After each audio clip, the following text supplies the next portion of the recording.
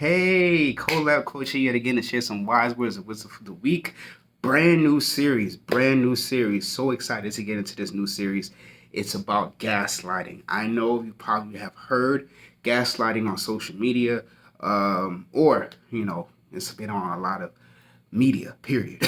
But I wanted to go a little bit deep into this topic from my point of view. So, without any further delay, the question slash thought I have for you this week is, what does it mean to gaslight someone? What does it mean to gaslight someone? Now, let's break down what gaslighting is. Now, when I refer to gaslighting, I don't mean the gaslight that you see on the streets. That's a gaslight. Most of them. What they were back in the day. But gaslighting is a psychological term basically focusing on manipulation. And it's not just someone manipulating you to do one thing. It's more of a incremental manipulation, like manipulation over time, which leads to self-doubt, which leads to confusion, which leads to submission. Now, when we think about gaslighting, it's always portrayed when there's a man gaslighting a woman or a woman gaslighting a man. But I want us to really, really focus on what gaslighting is in the first place and to see if you are the gaslighter or you're being gaslighted. So let's break this down. Now, gaslighting is a strong term. Gaslighting should not be used in casual conversation. Gaslighting should not be placed and labeled on someone if they're not truly being the gaslighter. Because once you are labeled as a gaslighter, especially in today's society, it has a negative perception. And it basically puts a label on your personality. You are a gaslighter. Gaslighting is close association, but not exactly, to narcissism. Because people who are narcissistic, they care about themselves. They only worry about themselves. They only put themselves first. And they want the world to revolve around them. That's kind of what gaslighters do. But they make sure that it's more of a, well, are you really feeling this way? Are you really complaining about this? Is this really what happened? Are you sure? Is this something that you're truly feeling? Or maybe you saw this on social media and they're altering you to feel this way? Or, you know what? I don't think what you're saying is a big deal. It's not really a problem. Maybe it's a you issue type of situation. These are the type of languages and the conversations and the speech that gaslighters are talking about. The difference between narcissists and gaslighters is that narcissists are stand out. They are here proclaiming that they care about themselves. Gaslighters are more of like a slow burn. Like, is she really telling me that I shouldn't care about this? Is he or she really telling me that it's not really a big issue? Am I really wrong? They make you question things. And if you are the gaslighter, this is for you. And if you don't know you're a gaslighter, I'm going to break some things down. So you are a gaslighter if you feel like you are always right in every conversation or disagreement. And you want to prove that you are always right by minimizing or diminishing the other person's feelings, thoughts, actions, and their perception of what happened. You are the person that is not really listening. They're just ready to act or react based on what the other person is saying.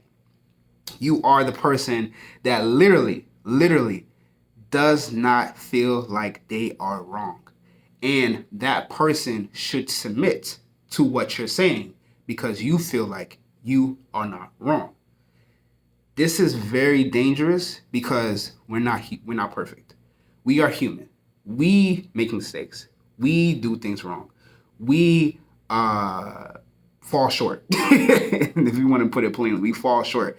So if someone is voicing their opinion, if someone is expressing themselves, if someone is saying this is how they feel, then instead of you just saying that it doesn't matter in so many words, listening to them, actively listening to them, actively expressing that I don't really agree with you, but I'm going to listen to what you have to say. And it doesn't matter. Excuse me. It doesn't matter if you guys don't come to resolution. But what matters is that at least you have heard that person and you have, respected that person enough to actually listen to them and see their point of view. Now, if you are that person that's like, you know what, that side of the story that they're saying is not correct, it's never correct, they have a weird way of seeing things, they have a wrong way of seeing things, they're in their own little world, they're not really confident in themselves, so why should I even worry about how they feel? You are a gaslighter because you are not acknowledging that person. You may acknowledge the person physically in front of you, but you don't acknowledge the things behind that person, their feelings, their thoughts, their emotions, their past, their present, things of that nature. Now, you are being gaslighted if you are constantly questioning yourself. You're constantly having doubts. You are constantly feeling like the narrative that you have seen or you have visualized is not correct because that person is telling you that you're wrong. You don't have the confidence within yourself to stand up for yourself, and you allow that person to put you in submission, not physically, but mentally submission, where you don't have a voice in the relationship. You don't have a voice in the friendship. You don't have a voice in the family. You are constantly being told to stay in your place, stay over there, and you should just be quiet.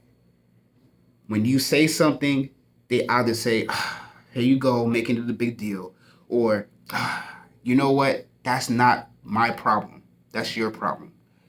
You're being gaslighted. And a lot of times, especially in relationships, we think that this is like the norm. This should be something that is okay. This should be something that, I should just put up with. But no, you don't have to. Because if you are in a relationship with anybody, any relationship, your opinions matter. Your voice matters. Your thoughts matters. Your actions matter. Your goals, your aspirations, your hopes for the future in the relationship matter. And if they're not being put in the forefront to be talked about or discussed, that means you're being gaslighted by the other person. So, to put it plainly, I know we talked about a lot of different concepts, but to put it very plainly, when do you know you're being gaslighted by someone? When do you know you're being gaslighted by someone? You are the gaslighter if you are diminishing other people's feelings, if you are constantly making sure that you are always, quote unquote, winning a conversation or discussion. You are putting self-doubt in that person because you're not acknowledging their feelings, you're not actually listening to them, you're more ready to react, and you want to put that person in submission. You're being gaslighted if you are the person who is constantly doubting themselves, if feeling that their reality is not what it is, that they don't know who they are, that their feelings are constantly put to the side, if they don't have a voice in the relationship, and the person that you're in a relationship with is pretty much controlling the situation. It's not an immediate thing, but it's constant actions and reactions of certain situations that is leading to being gaslighted.